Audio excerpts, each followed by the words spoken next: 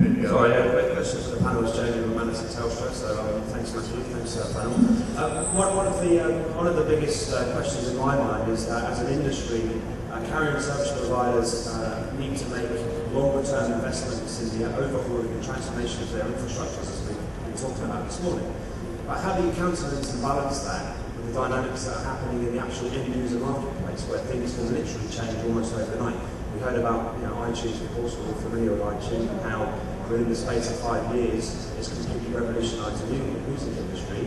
And we've also talked about Skype as well, and how in the same period, it's practically revolutionised the voice industry as well. So how do carrier and service providers, what can we do, what behaviours can we change, and how can we interact differently to strike a balance between the need to recoup the return on the investments that we're making over longer periods of time, and yet the market dynamics we face on a daily basis are that much moving at that much more of a pace.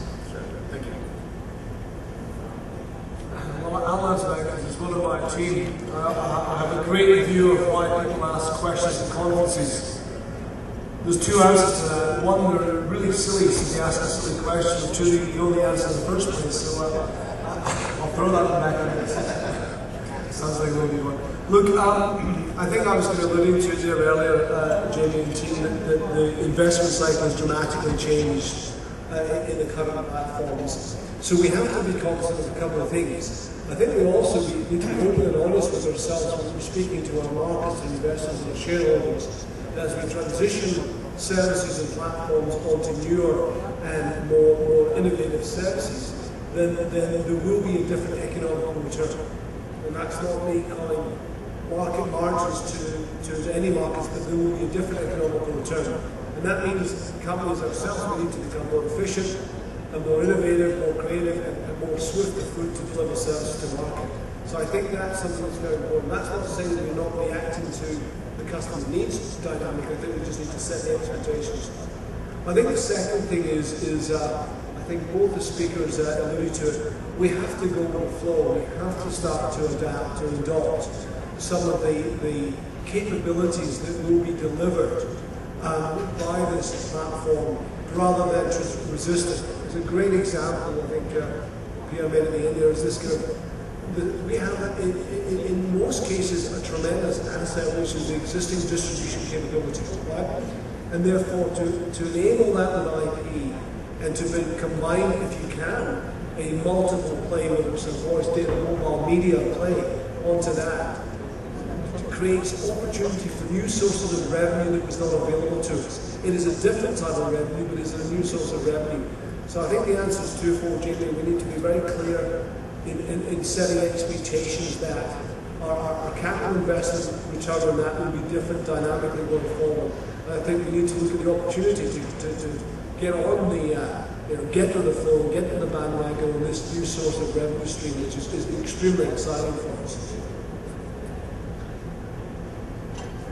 Just a few from business. I think that, as we said, move to IP will impact obviously investments and new equipment, technologies.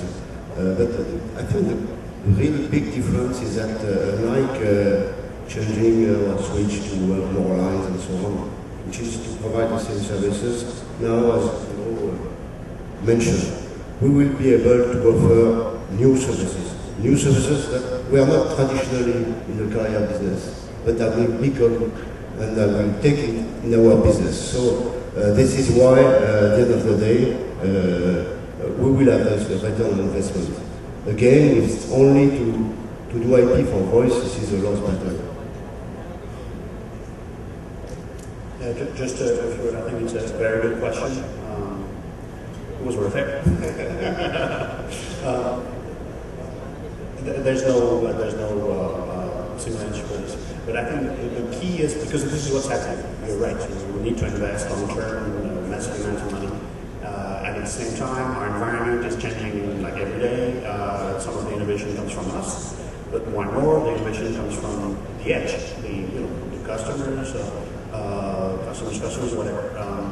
So the only way to try and reconcile this is to make sure that the investment we make allow us to enhance our capability to adapt.